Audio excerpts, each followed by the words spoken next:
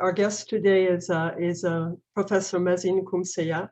Before I introduce him, I want to say just a few words about why we've chosen to call this particular Cafe Palestine, which is taking place in such an incredibly challenging context, why we've called it the Unity Intifada.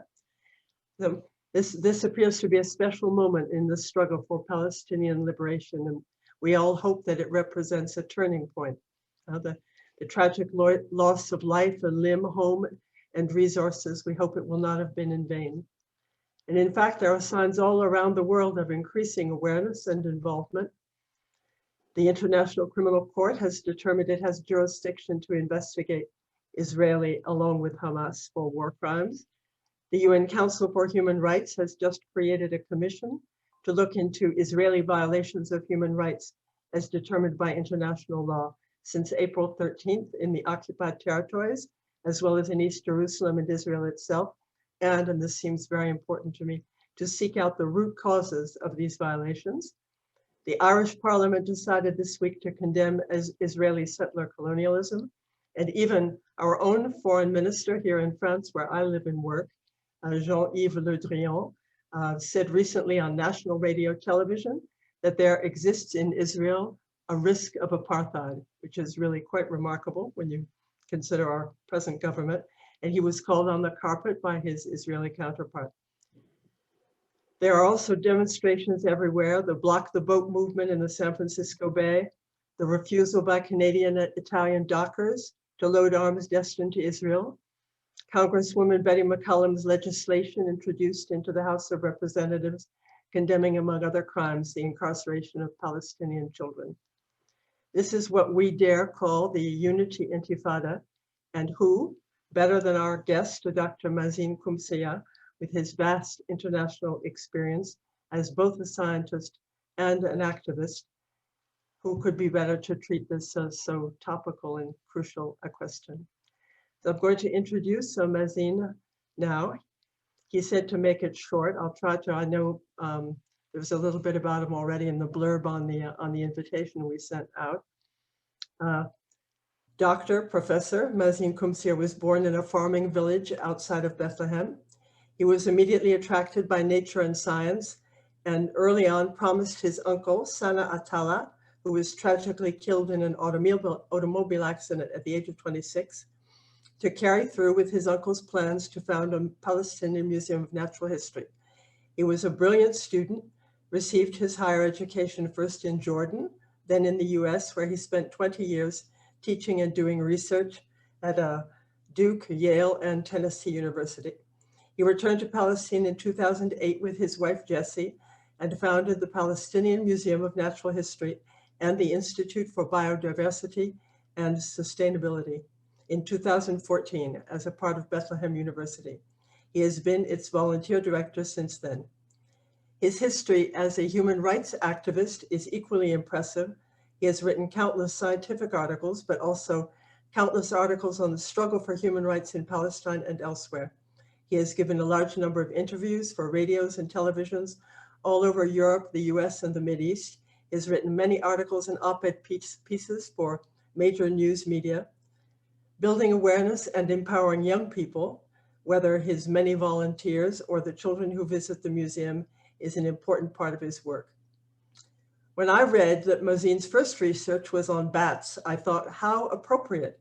He shares much with the species he studied. Like them, a ubiquitous fertilizer, but of human thought and action, with an infallible radar system that picks up everything that is out there and uses it, whether positive or negative, to fix the course of his flight. So welcome to you, Mazin, and you take it from here. Thank you very much. Thanks for organizing this, and thanks for everybody who's attending. I am sharing my screen. I hope everybody can see it. Just 1 minute. So what I'll do is very briefly go over some thoughts and ideas and hopefully open it up for discussion in areas that you might be interested in. The area that I'm in is, of course, the Fertile Crescent, is where humans first developed agriculture and domesticated plants and animals about 12,000 years ago. The people who did this, the first self-depictions came by themselves, calling themselves Canaanites, Canaan in Arabic, which means satisfied. And they included various groups like the Philistines, Anabathians, the Jebusites, etc. These are the native people of this country, and this is a picture of my great-grandmother walking down the steps of the old house in Beit Sahur.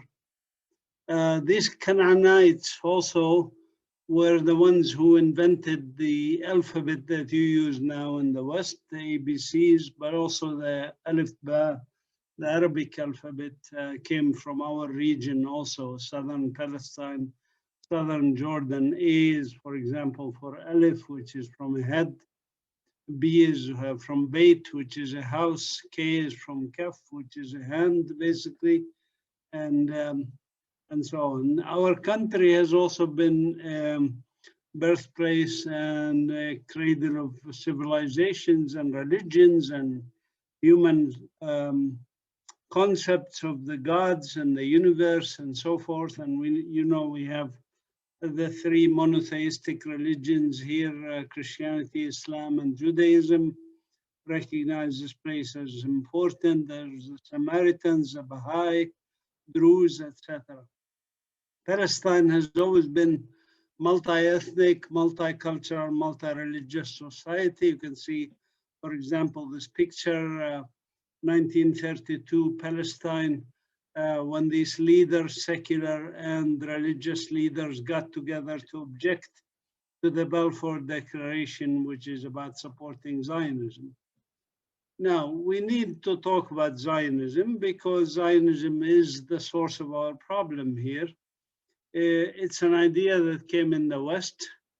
You can, I don't want to delve too much into history, but you can either say it was George Gowler who first, at the behest of the British government, who developed the idea of a Jewish state in Palestine in 1845. And the first Zionist colonies that came in 1878 to 1880. And then came this fellow, Theodor Herzl, who was born in Vienna and who shared some ideas with Hitler, basically, of ideas of purity of race and so forth, and the importance of having countries for particular groups of people, so to speak. Herzl developed this idea to appoint a political movement and a Jewish National Fund, which is Jewish National Fund, the KKK, or something, the Keren Kayemet LeIsrael, KKL, which reminds me of another KKK, but that's another issue, was the idea that this land is the land of the Jewish people. It is not the land of its residents. It's a land for all the Jewish people around the world, and they need to gather here, and the local people need to go. And these are the 6 principles of Zionism as articulated in the last major conference. I haven't been changed since then. This was the Jerusalem Conference of 1966. Zionists realized very early on that migration is not going to let them make a Jewish state because there was a majority of Palestinians here, non-Jews if you want. And even with massive migration that happened beginning 1920, really, when the British developed the mandate on Palestine, appointed a Zionist ruler called Herbert Samuel in Palestine. He was the first one who instituted the apartheid laws here in 1920, actually, not 1948. He was the one, for example, who segregated public schools in 1920.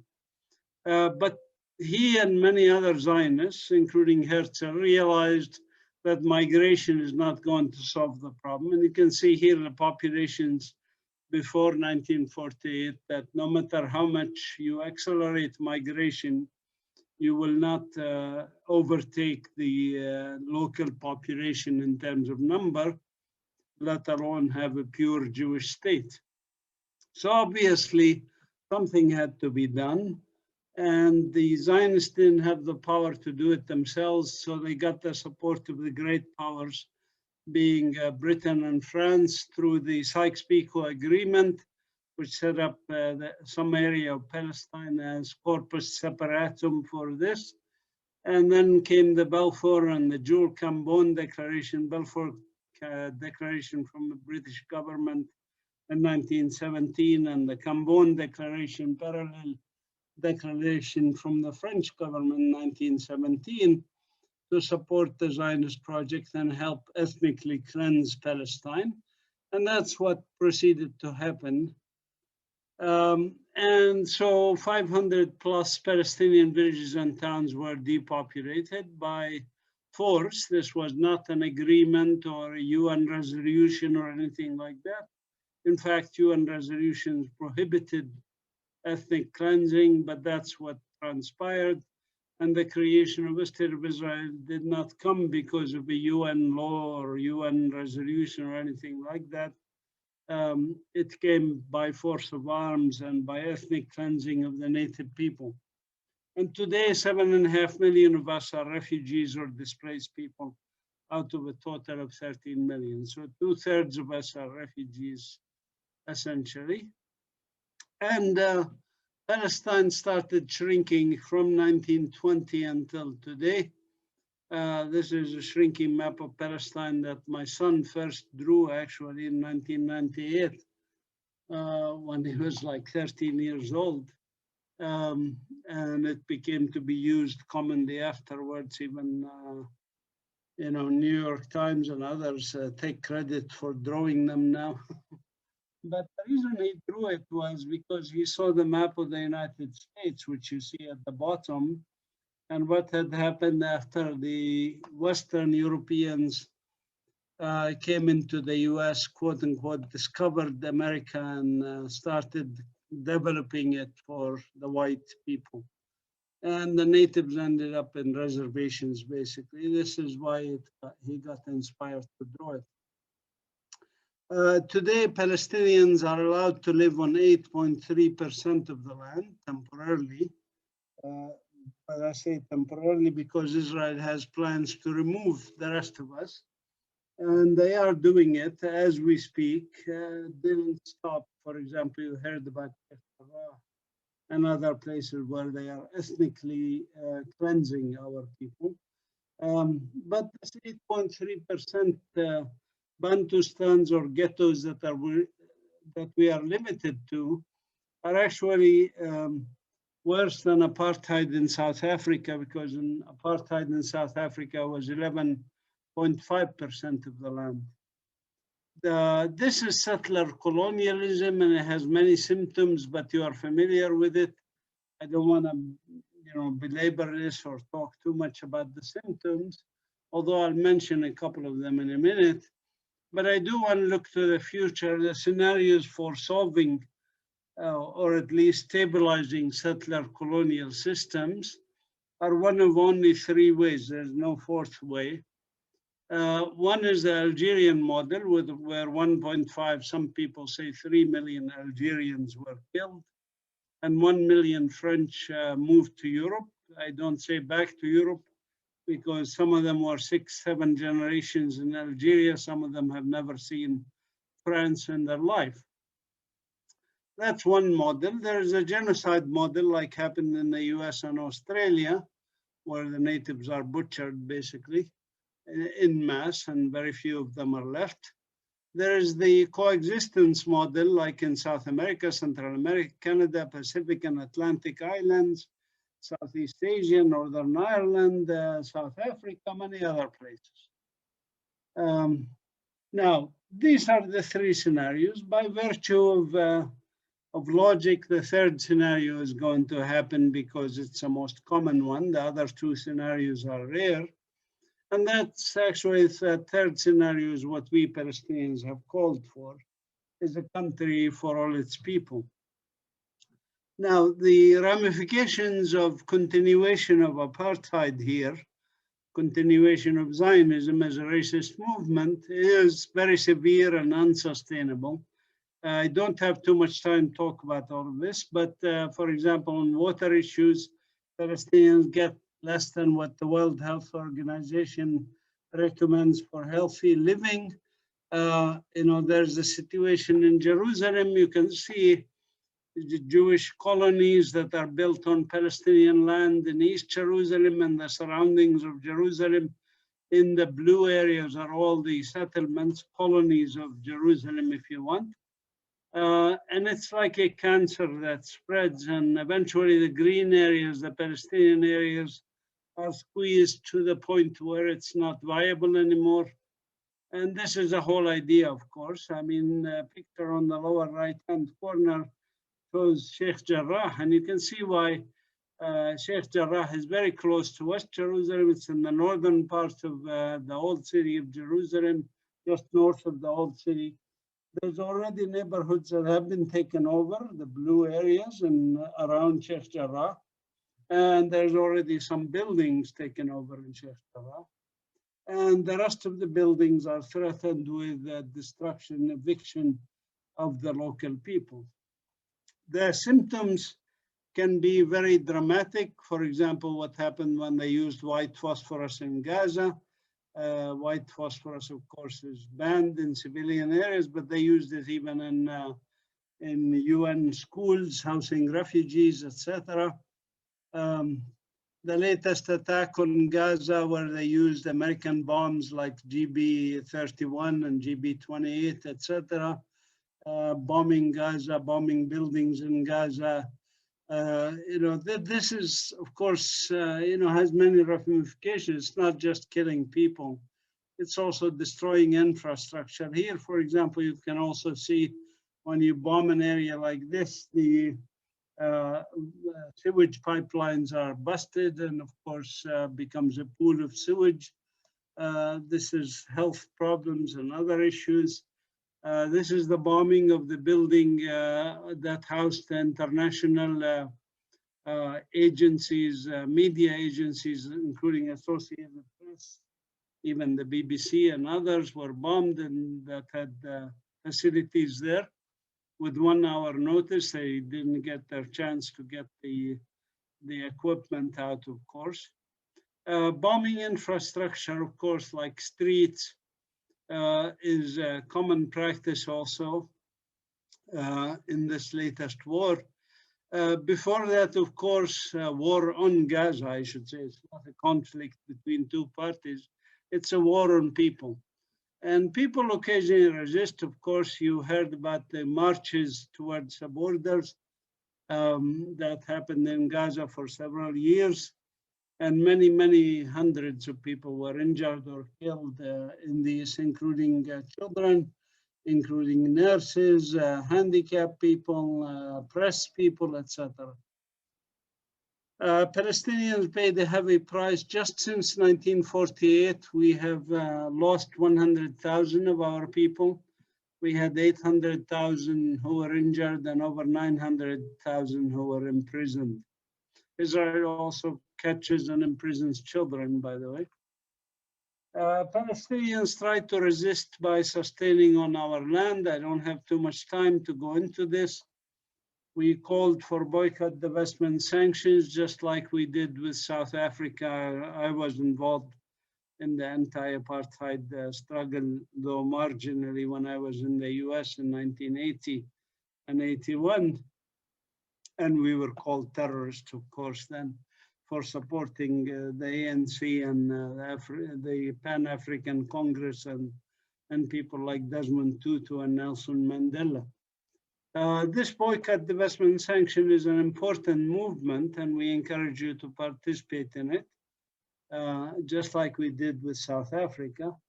We have a few other tools. Unfortunately, there is some supposed legal international protection, like international humanitarian law, signed conventions, the Geneva Conventions, etc.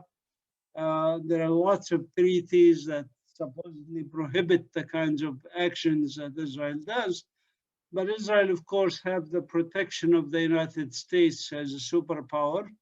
They basically run the US State Department. I'm sorry to say this, but this is a fact.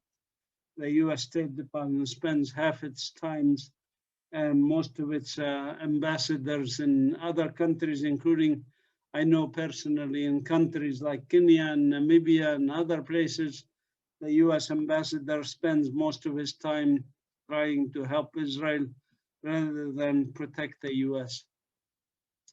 There is other conventions that make it basically crime what Israel is doing, including on environmental justice issues. And I'm happy to take questions on this. But anyway, we are not going to wait for the world to wake up, so we resist. And resistance can be everything. I don't have too much, again, time to talk about that. I wrote a book called Popular Resistance in Palestine, A History of Hope and Empowerment. What we heard earlier in music, that's a form of resistance. Art is resistance. You can do activism for Palestine in many, many ways. And basically, I believe in lifelong learning and activism. It's a struggle. It's a marathon of our life. It's not, we're never gonna so-called conquer the darkness or conquer evil. No, we can only light candles. The darkness will always be there, unfortunately. So what we have to do is act, and that's a lifelong action. And many of you are engaged in lifelong action. Having a positive attitude, information, getting information, doing direct action, building relationship, utilizing technology now, TikTok, and all this has really allowed the Gaza people, Facebook, etc., to get their stories out. We need to use the right language, and we shouldn't use language that the Zionists like us to use, like a conflict between Israelis and Palestinians. We don't have a conflict with Israelis and Palestinians. Sorry, I was arrested over 12 times. Half the times I was arrested in, Israelis were joining me in being arrested. Also, I don't buy this concept of Israel and Palestine. There is no two-state. I showed you outcome of a colonial, anti-colonial struggle. It never happens by splitting a country between the colonizers and the colonized. This country is called Palestine. Israel is the colonial entity that now rules over it, but that will be dismantled, hopefully peacefully. But if they don't agree to do it peacefully, there are people like Hamas and others who will proceed and continue to grow and do it violently. I don't want that to happen, and I want the Zionists to finally wake up and understand they cannot continue to keep 7.5 million people as refugees and displaced people. So I think we need to discuss our strategies and where we go. And I always tell my students at the universities I teach in, whether it was the universities in the US, like Duke and Yale, or whether it's universities here like Bethlehem and Birzeit, always ask yourself questions. Who is going to liberate Palestine? How are we going to do it? When are we going to do it? How do we move? What do we do? All of these things, the questions are sometimes more important than the answers, because once you ask the right question, you can come up with the answers. I would say I'm very optimistic, and I draw inspiration from the children themselves. These are two kids that we brought to Connecticut when I was in Connecticut in 2003 during the height of the last uprising. One of them lost her eye. One of them had a bullet stuck in her head, and we brought her to Connecticut to remove that bullet, delicate neurosurgery. Actually, sorry, Marwa on the right was in Connecticut in 2001 Um, and you know, and Hiyam was 2003. But anyways, you know, it's interesting to draw inspiration from children who are injured. One child who, you know, came to Connecticut with a band for basically doing, you know, music and art and showing people Debka, which is a Palestinian folkloric dance. She once told me, uh, don't worry, Uncle Mazen, don't feel sad. Palestine will be liberated. She was living with us, and one day I was depressed, so she lifted my spirit. And the reason I always remember this story is because this girl, actually, not one of these two girls, but another girl from Haida refugee camp, her mother was killed by the Israelis. And so for her, who having lost her mother, to be optimistic does not give a right to any of us uh, to, uh, to feel any kind of despair. Um, I want to tell you that there is geopolitical issues around Palestine. Don't just focus on Palestine. This picture, for example, and the next war may be on Iran, just like they launched a war on Iraq to benefit Israel. They may launch a war on Iran to benefit Israel. And they say Iran is a threat, but you can see the bases, American bases around Iran, and you can tell who's threatening whom in this situation. This is me being arrested a few times, but you can see my T-shirt on the upper right-hand corner says, "Got human rights, Palestinians don't." I tried to engage, so I engaged the soldier that arrested me and talked to him at length, and he came actually very close to changing, and I don't want to talk too much about him because he is now moving to leave the Israeli military, etc. All right, that's all I have in terms of like a quick overview. Happy to discuss current geopolitics or any other issue or what we can do together.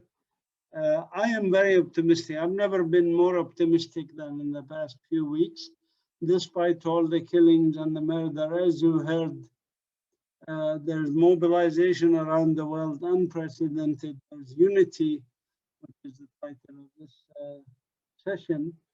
Unity of Palestinians, and not just Palestinians, unity of all human beings around human rights. And we are not going to take it anymore as fellow human beings.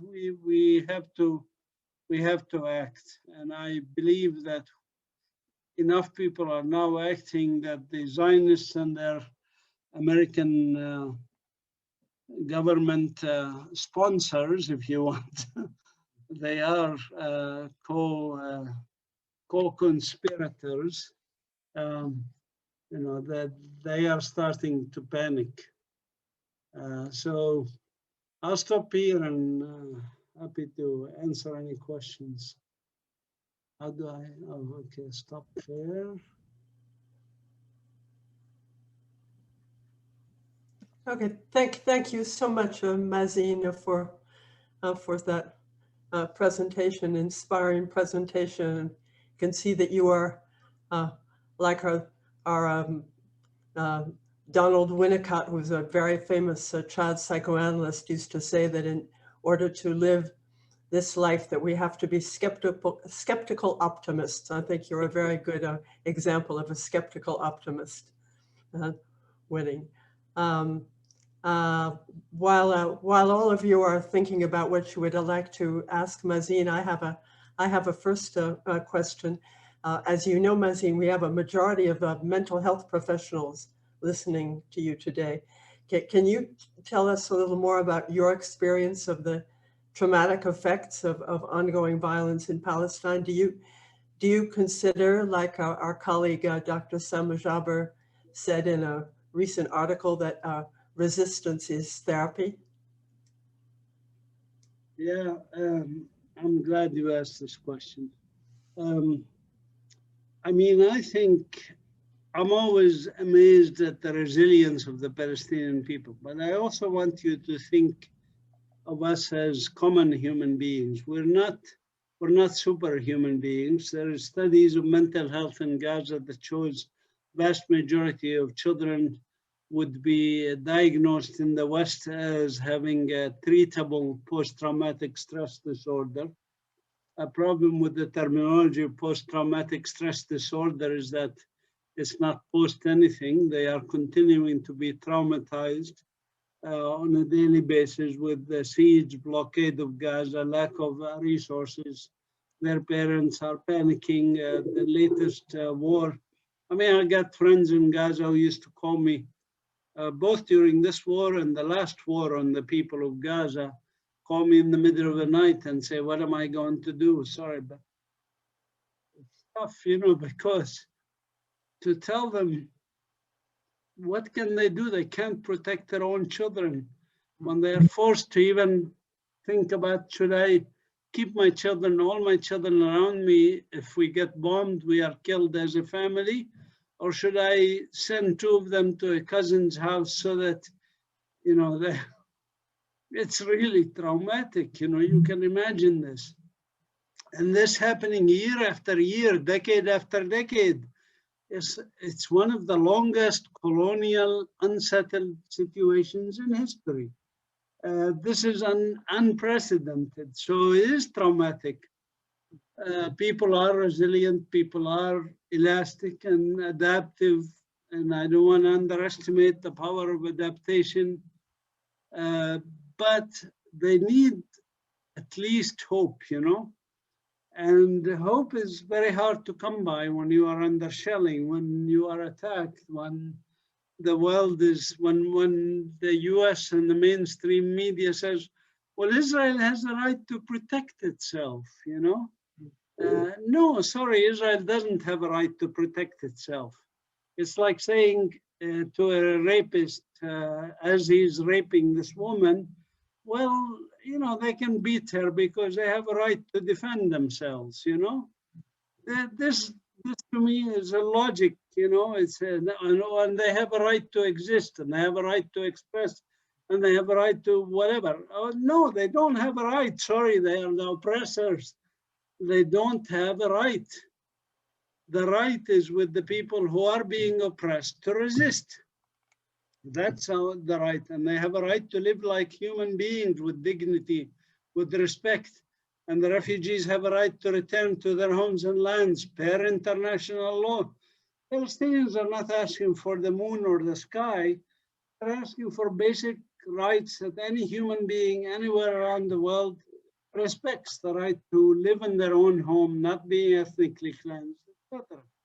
You know, when the people in Sheikh Jarrah, there's one house that was split. Half the house was given to the settlers, and the other half they let the family live in.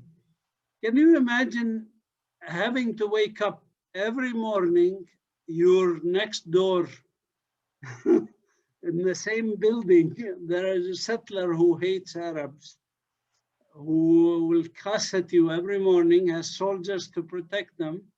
And they say, this is my house and we took half of it and now we're going to take the rest of it. Can you imagine this life for several years like this? Imagine living it just 1 hour. I tell people, you know, before you judge the people of Gaza shooting rockets or not shooting rockets, go live in Gaza for just 2 hours and let's see how you would, what you would do. I don't know what you would do, but different people behave differently.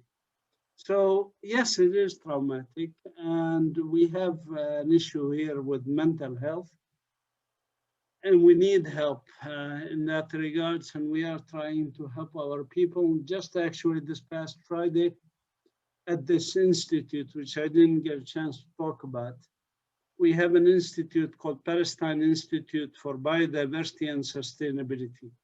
It's concerned about human and natural sustainability. Human communities and natural communities need to be sustained. So this institute, which is about 4 acres here with a couple of buildings, some of you came and visited us, is like an oasis in Bethlehem. It's an oasis of peace. And last Friday, we did a program. You can go see it on our Facebook page. Just go to Facebook and search for Palestine Institute for Biodiversity and Sustainability. We had an event Friday for children for play as psychodrama and therapy via psychodrama and other things.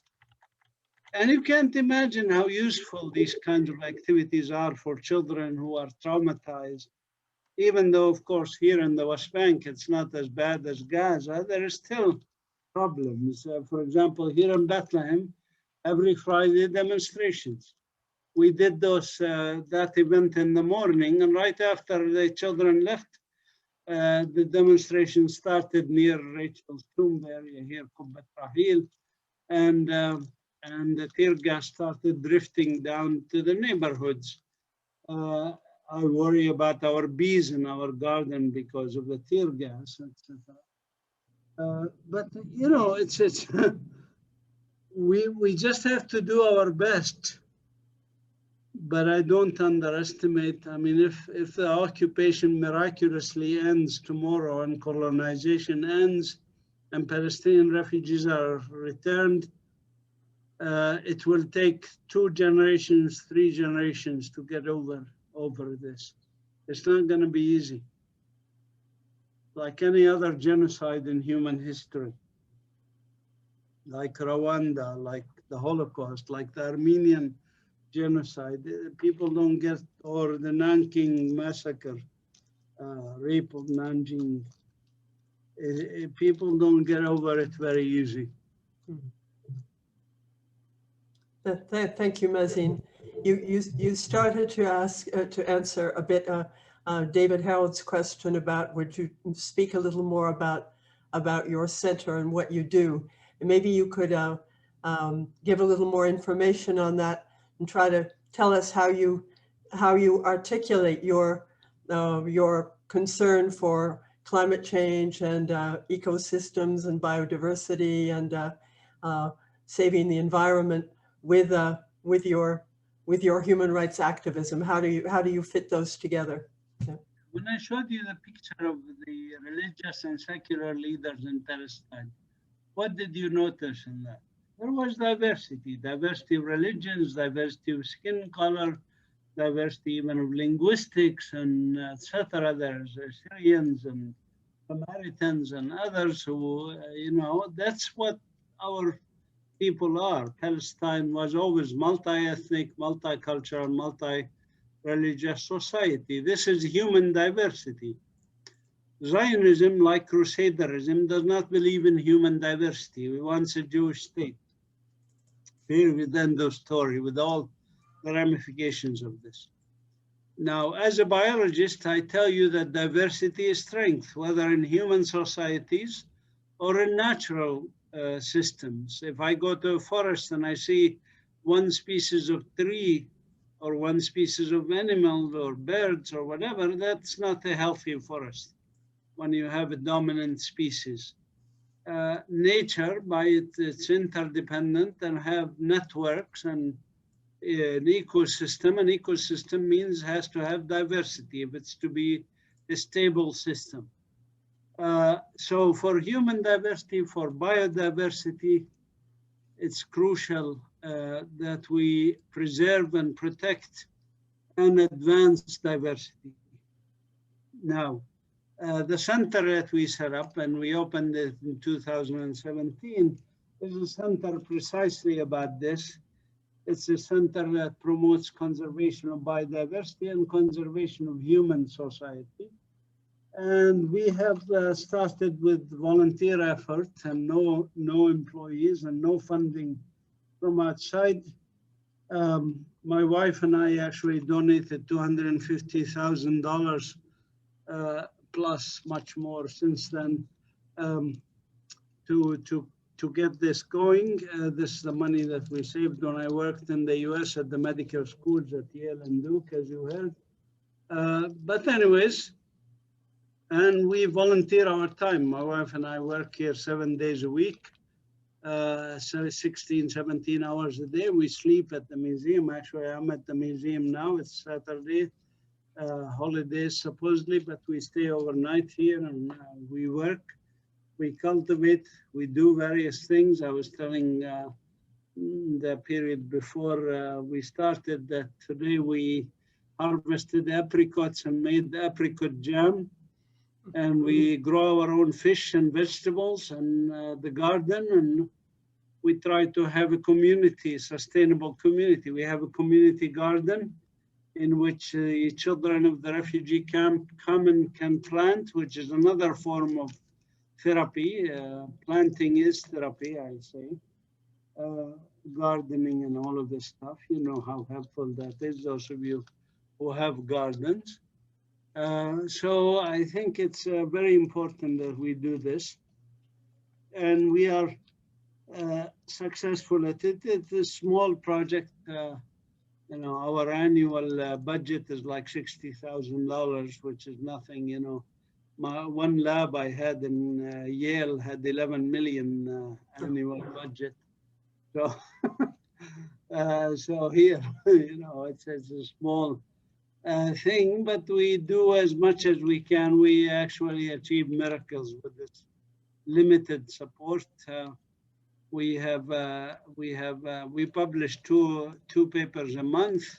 We do education to thousands of kids. Of course, things slowed down with the pandemic and all of this stuff, which is another issue, adding to the stress here because the economic situation of Bethlehem is pretty bad, because it was dependent on tourism, and tourism basically since March 2020 has basically stopped completely. We have an interesting question here from Martin Kemp. Martin, would you like to ask your question yourself? Yeah, from what I remember, in the conclusion to your book on popular resistance, Mazin, you gave a kind of summary of the strengths and weaknesses of the Palestinian movement in this kind of context, and sort of outlook for future, you know, the future prospects. And I wondered whether the recent intensification of colonial violence and the response, which is, you know, some features of which seem quite novel and unlike previous conflicts, intensification of the conflicts on Gaza, for example. I wondered how they changed your outlook, or whether how they've changed the feelings of Palestinians in general. I wonder if you could say something about the impact. Yeah. I mean, when I wrote that book, I wrote some negative things about the Palestinian Authority, and some people said I was a bit too tough on them. I actually was not tough enough on the Palestinian Authority and what they had done. So if I was to change anything, I would even add more criticism of the Oslo Accord as the biggest obstacle for popular resistance, for nonviolent resistance, for liberation. I would have been even stronger in my language. But anyways, I had made some projections in that book. I made some projections in my book, Sharing the Land of Canaan, which was earlier, 2004, is when I published Sharing the Land of Canaan. In that book, I wrote some projections about what would happen here. And Edward Said also had written some projections, and many others. And sad to say, we were right. You know, we were right about the directions that things are going. And, you know, it is not, I tell you, it's not satisfying when people tell you you were right, or it's not satisfying to be proven right when the projection we were making were dire. I predicted, for example, in 2000 and even before my book 2004, in writings in the 1990s, that Israel would create a schism among Palestinians, and that they would They would use Gaza as a punching bag to test their new weapons every 3-4 years.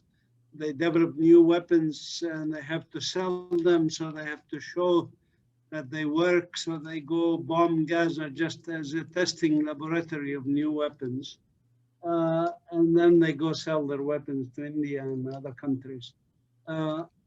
It's not satisfying to be proven right in this regards. I had also at one time written an article in which I mentioned, as I mentioned earlier, that Zionism is going to lose one way or the other. And that if Zionists were smart, like the South African apartheid leaders were smarter, they would have done what the South African apartheid leaders have done. Try to negotiate something that keeps their economic privileges, and which is not quite good for the black people, but still better than under strict apartheid. I had recommended that they do that, and I said they need to do that. They cannot win. Zionism cannot win, period, end of story. And they are losing. Actually, they haven't won a war, so to speak, that they launched since 1967. Every war they launched to attack even people like Lebanon in 2006, or Gaza in 2008, 2009, or Gaza 2014, or Gaza now. Every single attack they engaged in have resulted in strengthening resistance, not weakening resistance. So I think they will lose. And I was hoping that they would lose graciously and nicely. I've been proven wrong on that point, and they are going to lose very badly if the world doesn't hold their feet to the fire, so to speak, and apply sanctions on the state of Israel to really force them to respect human rights. If they don't do that, the world is not going to save Israel. Maybe prolong its life by a couple of years, but it's not going to save it. Okay. Carmel had a question which is also related to this political sphere. Did you want to ask it yourself, Carmel? Thanks, Brooke, and thanks, Mazin. And yeah, it's just, I read an article there in Haaretz newspaper there a couple of weeks ago about the relationship between Hamas and is it Fatah? Sometimes I get confused between Fatah and the Palestinian Authority, so excuse my not knowing so much on that one. But that there needs to be some more unity, or the cancelling of the elections created ambiguity politically in Palestine. And I'm just curious about your reflections currently, given what's happened between, you know, Hamas in Gaza and Fatah in the West Bank, about how you see the political situation in Palestine shaping up. Thanks. Okay, let me preface what I'm going to say by saying I don't belong to any Palestinian faction. I'm an independent person, and the points I will make are just as an observer analyzing the situation.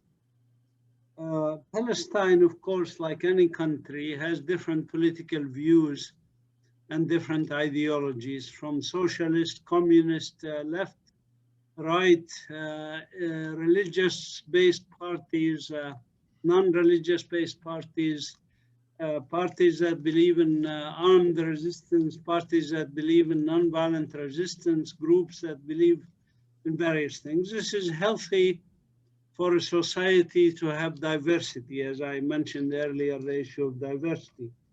It is impossible, you know, unless you live in a dictatorship like the Nazi regime, where you know, you don't have any freedom of thought or ideas.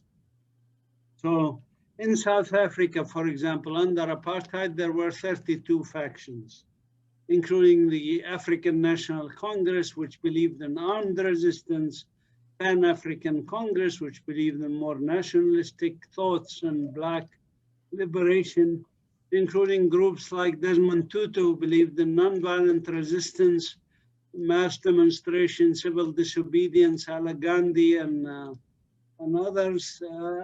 These factions always differed with each other. For example, Nelson Mandela and Desmond Tutu didn't see eye to eye, and they totally disagreed with each other.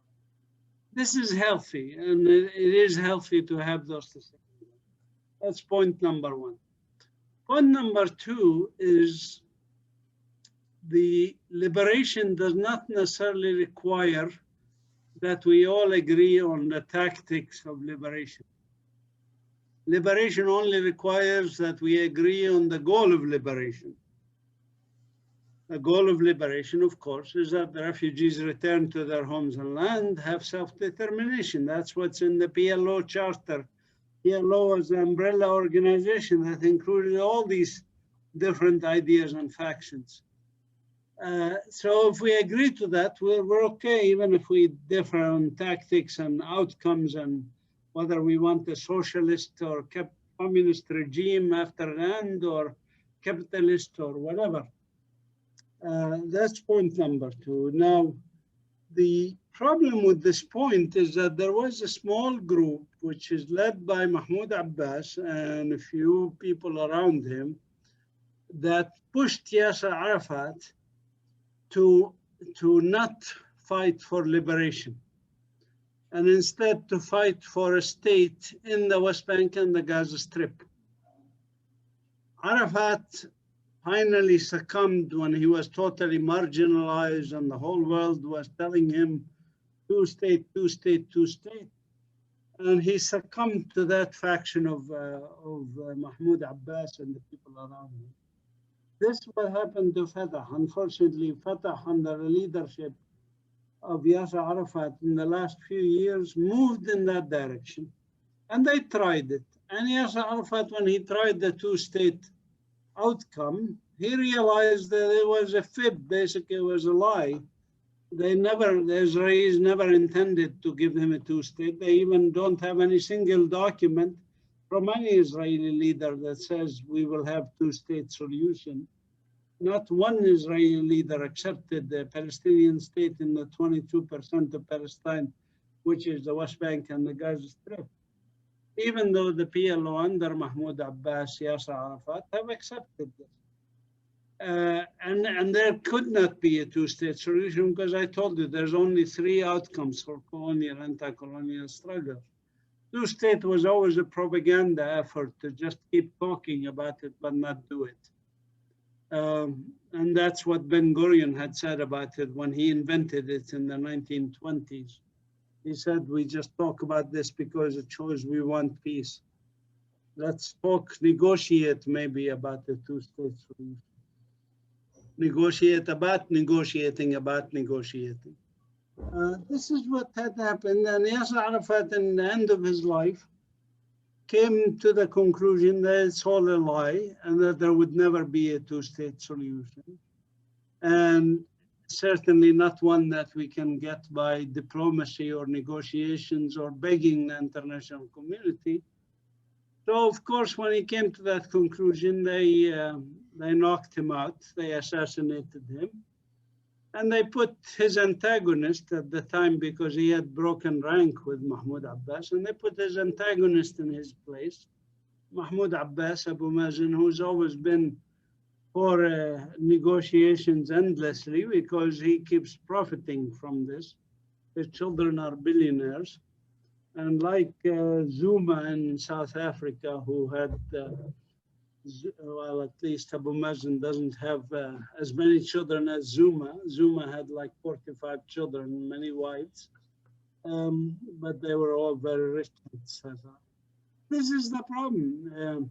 Now, about Hamas. Hamas is a very interesting movement. I studied it because I'm an amateur historian. And Hamas started in 1988, right after the PLO was forced by international pressure to agree to declare statehood in Tunisia. On any piece of land that's given to us, we will declare statehood. and they basically abandoned the PLO charter in 1988.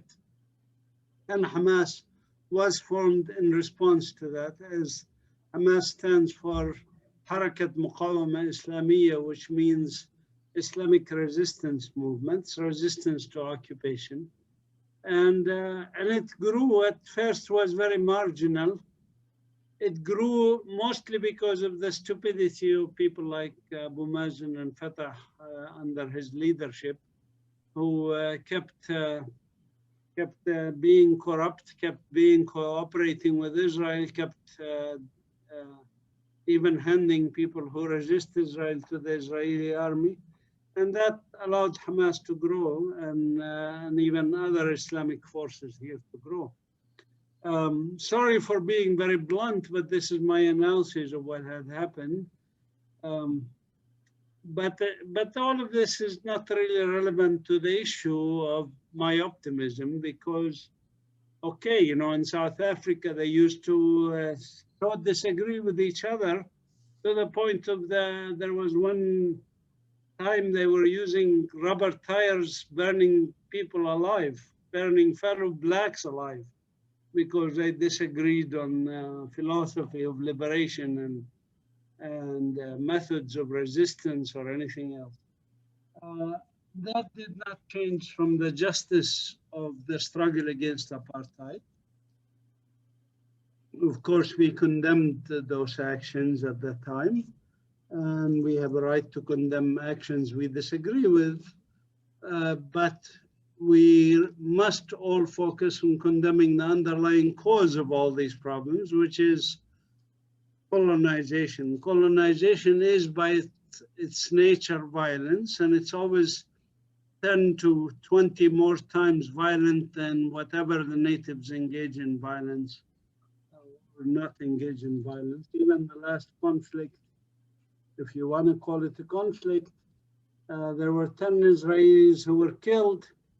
There were 258 Palestinians who were killed, including 67 children.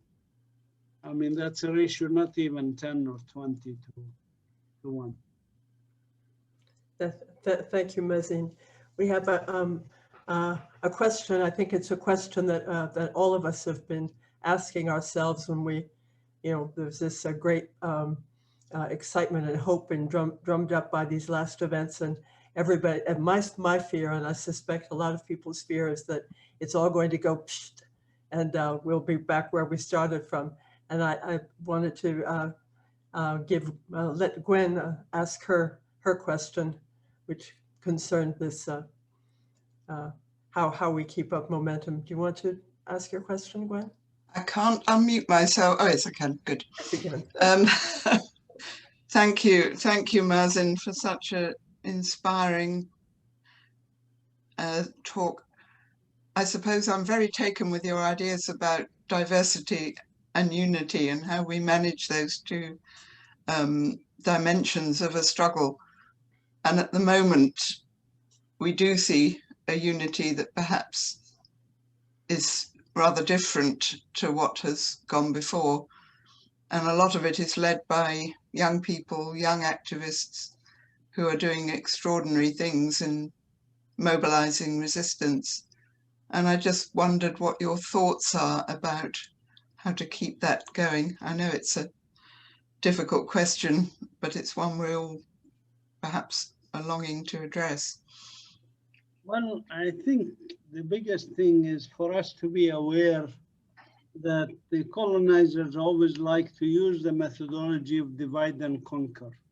In fact, that was the idea of the Sykes-Picot Agreement done over 100 years ago, is to divide the Arab countries here into make the Arab region into make it those nation states like Syria, Lebanon, Jordan, Palestine, Kuwait, etc., to keep us divided and pit, you know, different people against each other, Kurdish versus Arab, Christian versus Muslim, Jewish versus whatever. This is the point of colonizers. Colonizers, oppressors always want to divide. If we are aware of this, we really have to be very careful. And, you know, it doesn't mean we don't criticize or objectively object to other people's views, but we have to be very careful. And, you know, I never use personal insults against anybody. You know, even the people I think damage the Palestinian cause, like Abu Mazen, you know, I don't know if he did it out of ignorance or he did it out of malice or whatever. But regardless of his motivation, I always write on my Facebook page, I wish they would wake up. I wish they would understand what's going on, because it's not healthy even for their children to have this go on endlessly like this. It doesn't matter how much money you accumulate, whatever. If we damage our environment, we're not going to have a livable world. So it's really important. So I think, you know, that's one way to do it is, you know, Jesus said, love your enemies. He didn't say love the things they do to you. I told you, even the Israeli soldier who arrested me, I tried to talk to him. Then I don't hate him as an individual. I hate what he did to me. Even another soldier leaned on my ribs, cracked my rib. I don't hate. I try to keep the door open for people to change.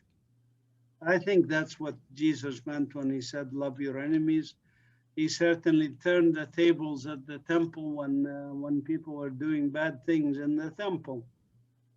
So we need to follow that. That's one point to make. The second is that we need to highlight the positives.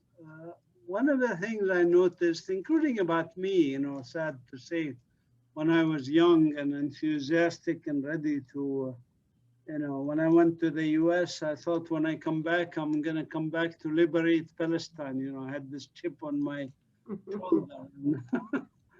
And we have to be a little bit humble, and we have to think, what is our role?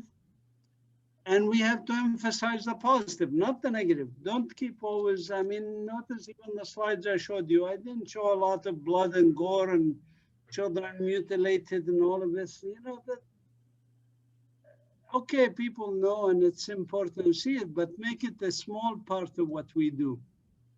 Emphasize the amazing resilience.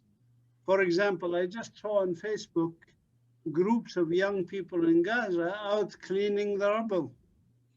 Volunteer squads, they called themselves, like scouts, you know, going out, cleaning the rubble, helping people, speaking positively to people. Sometimes telling the story is perhaps more important than saying, you know, look at those children that Israel butchered. Yeah, it's true, they did butcher 6, 7 children.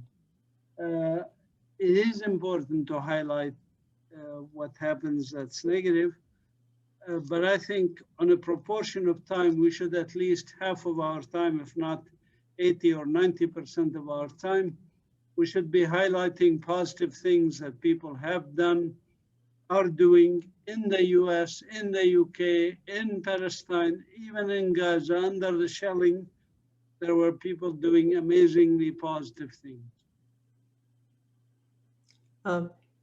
Hiba has a question for you, Mazin, which is more about what has been going on more recently on the international scale. Do you want to ask your question, Hiba? Yes, hi, Brooke. Thank you. Mazen, lovely to see you again, and thank you for all the foresight and insights. Yeah, I just wanted to have your view on what you make of the Abrahamic Accord. Yeah, I mean, the Zionist movement, I say to them when I debate them that you are delusional. They were delusional. The delusion is that they defeat the Palestinians. They can defeat the Palestinians. And once the Palestinians are defeated, this country will be called the Jewish State of Israel. It will be recognized as a Jewish state. Maybe rebuild the temple that they think was in Jerusalem, or they believe was in Jerusalem. They will have an empire that stretches from the Euphrates to the Nile River, at least in influence, if not physical control. This is all delusions. And one of those delusions was stoked, of course, by Netanyahu and Trump, forcing those Arab dictators like the United Arab Emirates and Bahrain, etc., to quote unquote normalize with Israel. Normalize, what does it mean? I mean, I say quote unquote because they were already have good business relationship with Israelis and getting people there and back, and making Israeli businessmen were making lots of money in the United Arab Emirates before the Emir signed this or did not sign this agreement. But it was to feed their delusion, that signing these accords publicly with big brouhaha in the White House with Trump and those leaders would make somehow Israeli public believe that they have defeated the Palestinians and that they can get away with literally with murder and with ethnic cleansing and with crimes against humanity and war crimes. Then came the Palestinian people to wake them up, you know. And the latest incident started very simple. Netanyahu, you know why it started. I don't know if you need to know this because you need to address the American, British, and other Western public about why this started. It started very simple because Israel cannot form a government, and Netanyahu has indictments against him. He's supposed to go to court and could end up in jail if he wasn't prime minister. So he wants to stay prime minister. President of Israel gave him a chance to form a government. He couldn't form a government. So the president gave the chance to the next in line to form the government. And there were negotiations about forming a government. And Netanyahu panicked because if they managed to form a government without him, then he will end up in jail. So he thought, let me provoke the Palestinians. And he went to his head of the Mossad and asked him for what would happen if I provoke the Palestinians? Will there be large-scale problems for us or not? And the Mossad studied the Palestinian situation and said, don't worry, you know, Abu Mazen is in control in the West Bank. And Gaza, we can nuke them if we have to. Everything will be okay. So do what you want. After this conflict, by the way, Netanyahu let go of the Mossad chief. So Netanyahu took this as a green light and went in the middle of Ramadan. This is the stupidity of the Israeli intelligence services and the Israeli government. In the middle of Ramadan, they tried to prevent worshippers from getting to Al-Aqsa Mosque, and even the Palestinian Christians from getting to the Church of the Holy Sepulchre, and putting barricades and barriers and all the stuff. And then when the Palestinians started demonstrating, they went in with their army in Jerusalem and beating people, arresting people, tear gas, rubber-coated steel bullets, etc. So the Palestinians didn't take this, of course. It's a red line for us, Jerusalem, for everybody, whether you are left-wing, right-wing, Hamas, Fatah, anybody. So, of course, demonstrations started throughout historic Palestine also, from Haifa and Jaffa and even Lud and Tel Aviv even and other places. And, of course, in Jerusalem and the West Bank and Gaza. The Gaza demonstrations were first going, and then Hamas got into the picture. Hamas basically gave the Israelis an ultimatum. They told them, if you don't stop the attacks in Jerusalem by 6 o'clock on that day, I think it was 12 or 13 of May, if you don't stop the attacks on Jerusalem on this day, on this time, you will hear from us in other ways. Now, again, Netanyahu turned over to his intelligence services. And again, they advised him wrong. They said, this is just bluffing. Hamas cannot do anything.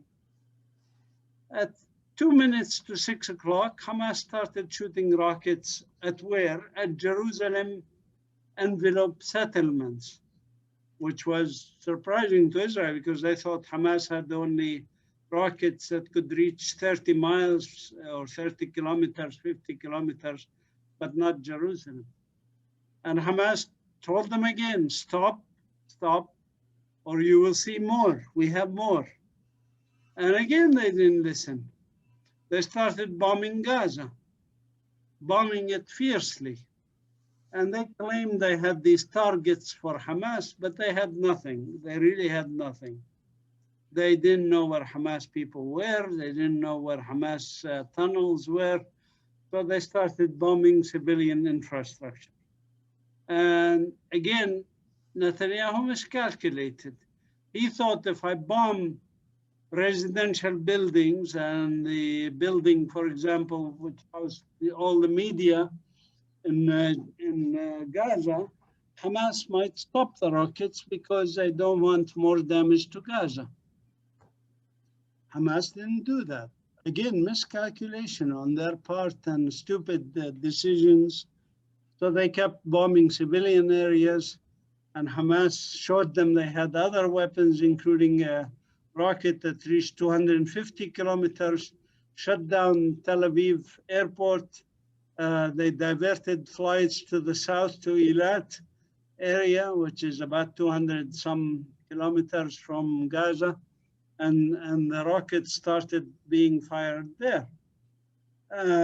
This panicked the state of Israel, and Israel had to back down, basically.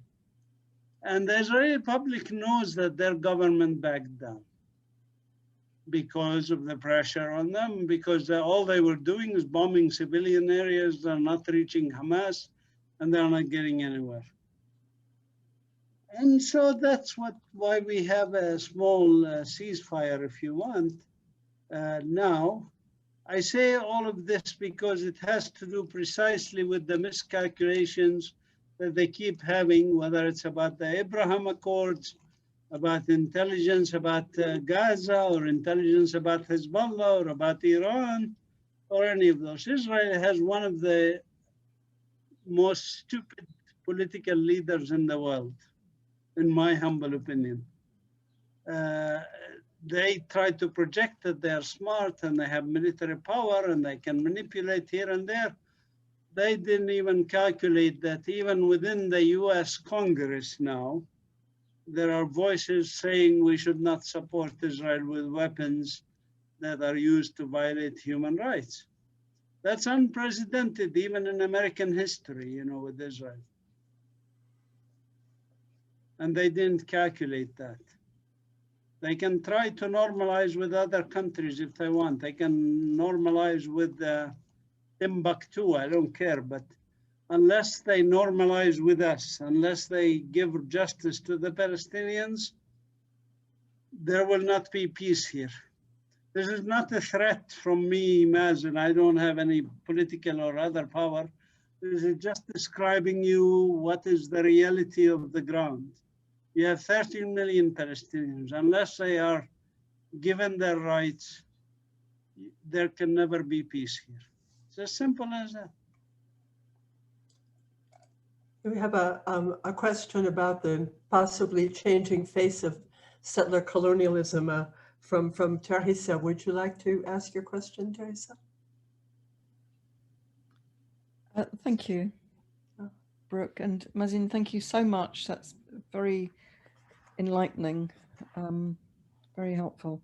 I was just wondering, where do all the settlers come from these days? Which countries are they being brought in from? Is there a change in the countries that are supplying Israel with settlers? Yeah, I mean, there were waves of settlements that were brought here. There's a whole section of the Israeli government, and literally they spent, since they were founded, and even before they were founded, they spend billions of dollars to try and bring more people here. What are the people that they want here? They want people who support Zionism. Period, end of story. They don't want Jews. It's not a matter of Jews. I know of many cases where Jews who are anti-Zionist tried to use the law of return to allow them to come and live here, and they didn't allow them. Whereas any Jewish Zionist around the world, no matter even if that person has never visited here or knows anything about this country, can come here and settle on stolen Palestinian land and travel freely anywhere they want to. Whereas a Palestinian like me, born and raised here, don't have much rights. And we have apartheid, racist laws that discriminate against us. And we're not even allowed to go. I'm not allowed to go to Jerusalem here. Jerusalem is only 4 kilometers away from me. I'm not even allowed to enter Jerusalem with my American passport, by the way, which is double racism, if you want, because my ancestry is Palestinian. But anyways, the point of the structure of racism that exists here, makes people, makes the Israeli government spread this racism among its public. And it has to, because it's the only way it can maintain itself. And they want a civil war here, basically. They want Jews versus Arabs, as they like to always portray it. We don't have Jews versus Arabs. In fact, we have Arab Jews here, Jews who speak Arabic, and so we don't have that issue. We do have an issue, people who support apartheid versus people who oppose apartheid. And we try to mobilize the international community to oppose apartheid. Sorry, now I lose track of what was the original point about what again. I was wondering where the settlers now are imported from.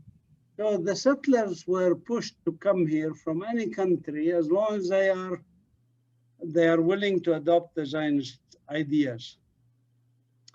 If they were not, they were harassed, they were even kicked out. So the last few waves, if I go back, there was the Russian settlers in the 1980s, for example. Some 1 million Russians came between 1980 and 1989, 1990s, early 1990s actually. In those 12 years, some 1 million Russian Jews came here. This was, it became also for Israel, many newspapers are now published in Russian, etc. It turned out many of them came for economic reasons, not for political reasons. Many of them turned out to be Christian, actually started building churches. And it's because Israel said that even if one of your great-grandparents was Jewish, you are Jewish. You can claim your right of return. So they could even fabricate one of their great-grandparents have his name, and they could say he was Jewish. That was the Russian migration. And then came others. They tried to get some French and American immigrants. In the case of the American immigrants, the only immigrants I could convince, because the American economy was so good, the only Americans I could convince is really radical American Jewish Zionists who are so radical that they want to come here and kill Arabs, if you want. So actually the most racist settlers we have in the West Bank are American settlers in Hebron, for example, in the South Hebron Hills. These are people who go out hunting Palestinians on the weekend as a sport, if you want. That's basically the wave that came from the US. It's a small wave. Now they're after the French, Jewish population.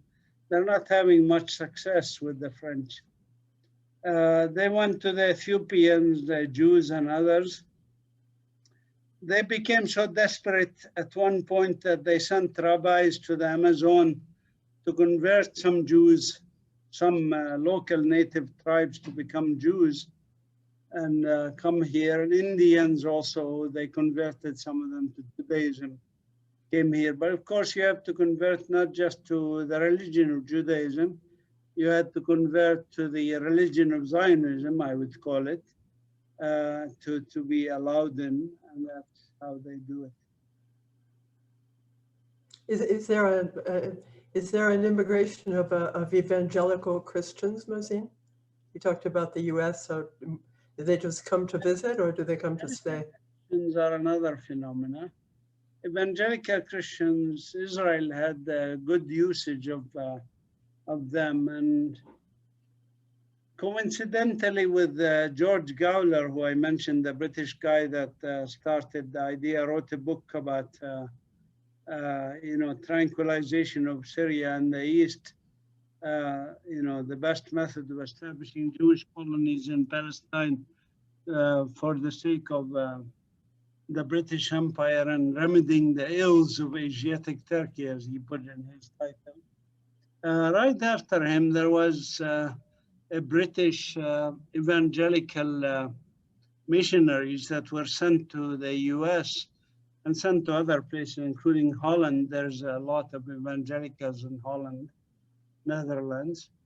And they preached this idea of basically ditching the New Testament and connecting everything to the Old Testament to really make it like the land belongs to Jews, all of this stuff.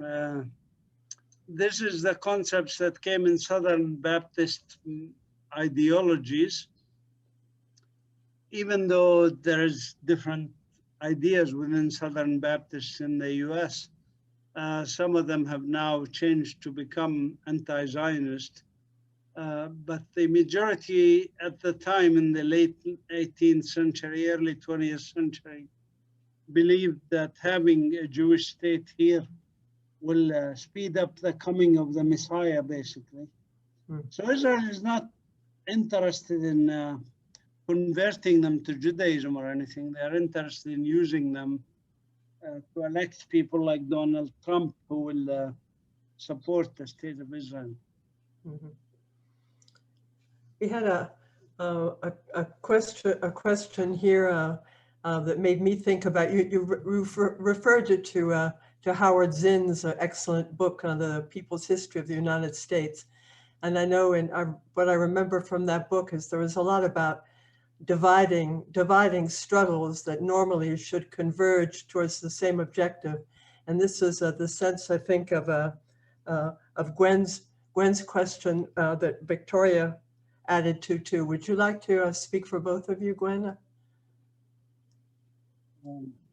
Thank you. I'd never quite dared to speak for Victoria, but no, it was just because her question is related to yours. Of course, I think that my feeling is that Black Lives Matter and the Palestine struggle in their convergence have clarified a lot of issues that have been submerged. So they are anti-racist, anti-colonial, anti-apartheid, and that's brought forth a great sense of common purpose, particularly among young people.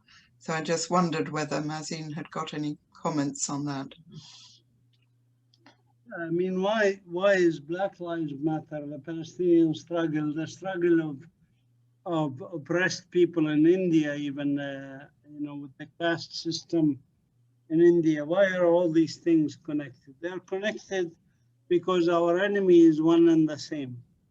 Our enemy is this greed, these people like Modi in India or Netanyahu in Israeli society or Donald Trump. Actually, these people are best buddies. They go golfing together, They have the same view. What is that view? That view is that we cannot have democratic systems and give people rights because we have to keep our privilege. And our privilege is dependent on dividing people, on getting poor white people to kill poor black people in the US. So their aim is the same. They have a joint struggle. So obviously we have a joint struggle. I'll give you a very simple example. Israel approached the US many years ago. Now I have to do the research to find out when this started. Approached the US states about training their police forces, to combat quote unquote terrorism, combat violence coming from the public, etc., and to militarize the American police. And when they approached the US about this, there was some resistance for it. They mobilized their lobbies to show that this is good. And then came September 11, a big gift for them. This accelerated after September 11 because the idea that we are combating terrorism, etc. And who are the terrorists? The terrorists are people who are different, darker skinned, Muslim, whatever. This is how the American police became militarized and having military access to military equipment and coming to train in Israel. Many of the people, for example, in Minnesota had a very good exchange program, Israeli police coming or Israeli military coming to train Minnesota police. It would be interesting, actually, if somebody could find if the killer of George Floyd was one of the people who trained in Israel, because the way he leaned at the guy's neck for so long, is a typical Israeli practice that they lean. They leaned even on my neck. So, it's all connected. All our struggles are connected. And if this is not obvious before, climate change should make it more obvious. The environmental injustice, the fact that we should try to save our planet, that means people have to be mobilized. If we don't mobilize as a people, okay, who's our enemy when we mobilize for climate change? It's the same stupid people. Netanyahu and Modi and Bolsonaro in Brazil, who's also a friend of Trump. These are our enemies. And if we don't get our act together as joint struggle, we and the planet will lose. It's Flavia was talking about, which is related, it seems to me, to what you just said about learning from our mistakes. She had a question about Arafat. Would you like to ask your question, Flavia? Yes, thank you. Yeah, I don't want to bring back the discussion because what Mazin, you're saying is very, is fertilizing, let's say. You mentioned very briefly Arafat, and you gave the sense that he could have done differently, but he didn't, or he missed an opportunity and he didn't then catch it. Briefly, what do you think are his mistakes? Arafat's biggest mistake was that he developed a movement that did not have principles set with it. There was anybody who wanted to work for Palestine, for liberation of Palestine, should join, because he wanted to build the largest possible movement. That was a positive thing. But it has some negative aspects in the sense that when you gather people of various ideologies, including ideologies of capitalism, neoliberalism, like Abu Mazen, Mahmoud Abbas, that's his idea. His idea is America has the best system of government, and we should emulate it. And at the same time gathers people around him who are like Abu Jihad, who are left-leaning, who believed in resistance against imperial power. He put all these people under the same umbrella and sometimes used their differences to keep his own political power. And And that was his biggest mistake, I think. And then, of course, what happened is, he was able to manage it as long as he was alive, keep those people under that one umbrella. But once he died and under occupation, which means occupiers get to decide who is to be his successor, they appointed this guy basically his successor, and this guy has purged Fatah of all decent voices around him that Arafat has kept. Plus, Israel, of course, assassinated many of the other people. So I think this is the mistake, and it has cost us not. In the end, it did not cost us Palestine, because Palestine, as I mentioned, will be liberated. But it cost us a delay of liberation of perhaps between 15 to 20 years. I am sure if we didn't have this, we would have been free by now. Really want to know what you think about the move Ireland made the other day, on Wednesday. I tell you, my heart was just so elated. The Irish flag was flown in Ramallah. Wow. Palestinians really loved it. It's a precedent. It didn't go as far as, of course, we would like, which is to pick the Israeli ambassador out of Ireland.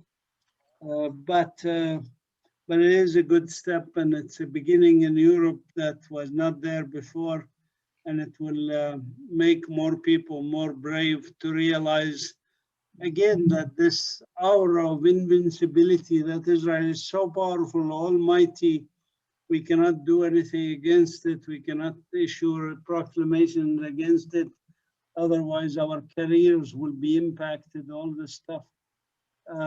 All of this aura is disappeared and is disappearing, and I'm very, very optimistic about it.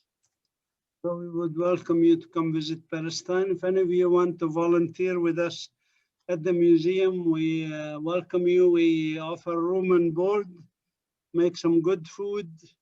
Mhm. And we also have good music. Yeah. And actually, you can, if you go on to earlier in the chat, I put the link into the PalestineNature.org, which is where you can take a tour of the museum and the grounds and find out all about the history. And you can see Mazin again, walking around his garden and explaining all the plants to you and telling you their Latin names. So you could enjoy that. Thank you so much, Mazin. We had a absolutely wonderful evening with you, and I can't wait to get back there myself. It's one of my most treasured memories of going to Palestine was the afternoon that I spent looking at your installation and your botanical garden and your wonderful ethnographic museum. It's which has a collection which is extraordinary. So we all thank you very much, and we'll let Mazin go